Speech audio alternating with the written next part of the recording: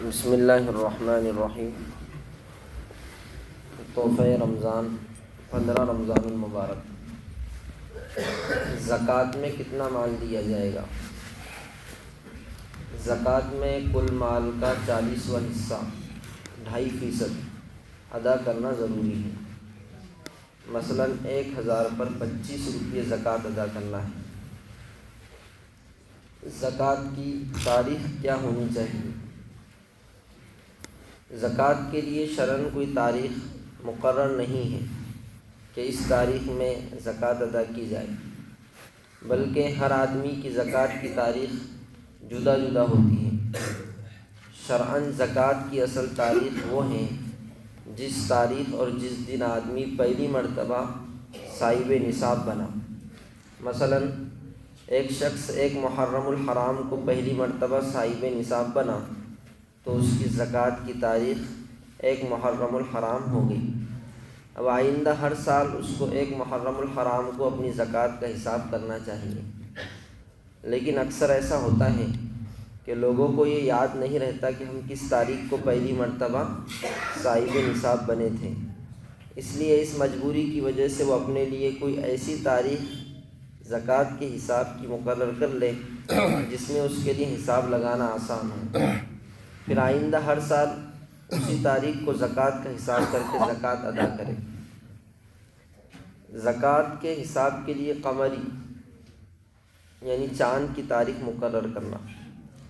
زکوٰۃ کی تاریخ کے حساب کے لیے قمری یعنی چاند کی تاریخ مقرر کی جائے، انگریزی تاریخ مقرر نہ کی جائے۔ کیا رمضان المبارک کی تاریخ مقرر کر سکتے ہیں؟ عام طور پر لوگ رمضان المبارک میں زکوٰۃ نکالتے ہیں۔ اس کی وجہ یہ ہے کہ حدیث شریف میں ہے کہ رمضان المبارک میں ایک فرض کا ثواب 70 گنا بڑھا دیا جاتا ہے، لہٰذا زکوٰۃ بھی چونکہ فرض ہے، اگر رمضان المبارک میں ادا کریں گے تو اس کا ثواب بھی 70 گنا ملے گا۔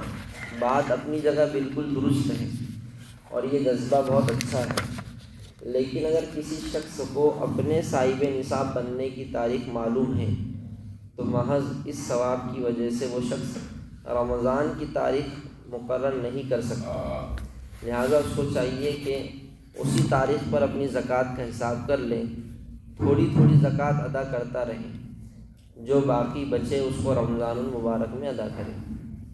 ہاں اگر اپنے صاحب نصاب بننے کی تاریخ یاد نہ ہو تو پھر گنجائش ہے کہ رمضان المبارک کا کوئی دن متعین کر دے۔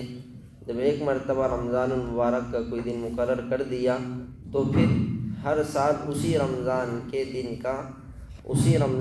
دن زکوٰۃ کا حساب کرے، اس دن میں کتنی نقد رقم، کتنا سونا اور چاندی ہے، اسی دن کے سونے اور چاندی کی قیمت معلوم کریں اور اس دن جو اسٹاک مال اور مال تجارت اس کے پاس ہو اسی دن کا حساب کر کے زکوٰۃ ادا کر دے۔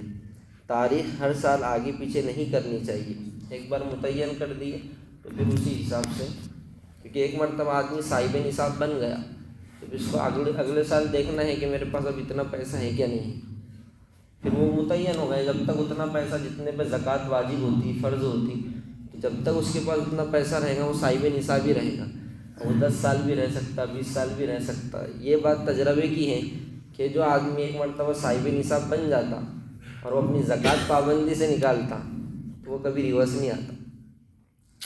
تجربہ کر کے دیکھ لیجیے، جو زکوٰۃ نکالنے والا بن گیا ایک مرتبہ اور وہ زکوٰۃ اہتمام سے دیتا ہے تو اللہ تعالیٰ اس کو ترقی دیتے، اور جو لوگوں کے پاس زکوٰۃ کا کوئی نظام نہیں ہے، زکوٰۃ نہیں نکالتے، تو ان کے بارے میں تو گارنٹی نہیں 100% یہ کہ کہیں نہ کہیں وہ ریورس آ ہی جائیں گی کبھی نہ کبھی۔ اس لیے زکوٰۃ کا بہت اہتمام کرنا چاہیے۔ حساب و کتاب کے ساتھ ہی زکوٰۃ کی رقم الگ کرنا۔ زکوٰۃ کا حساب و کتاب کرنے کے بعد اسی دن واجب الادا زکوٰۃ کی رقم الگ کرنا ضروری نہیں ہے، لیکن اگر الگ کر دے تو بہتر ہے تاکہ حسب ضرورت الگ کی ہوئی زکوٰۃ کی رقم سے زکوٰۃ ادا کرنے میں آسانی رہے۔ کتاب النوازل۔ مالک کا زکوٰۃ کے نوٹ عدل بدل کرنا۔ اگر مالک نے زکوٰۃ کی رقم الگ کر کے رکھی تھی اور ابھی فقیر کے قبضے میں نہیں دی تھی تو وہ اس رقم کو عدل بدل کرنے کا اختیار رکھتا ہے۔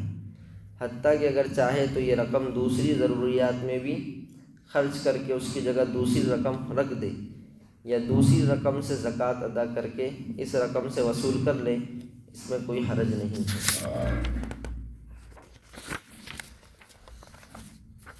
اللہ تعالیٰ ہم سب کو ان مسائل پر عمل کرنے کی توفیق عطا فرمائے۔ سبحان اللہ وبحمدہ، سبحانک اللہم وبحمدک، نشہد ان لا الہ الا انت، نستغفرک ونتوب الیک۔ سبحان ربک رب العزۃ عما یصفون، وسلام علی المرسلین، والحمد للہ رب العالمین۔ شامل عبادت ہے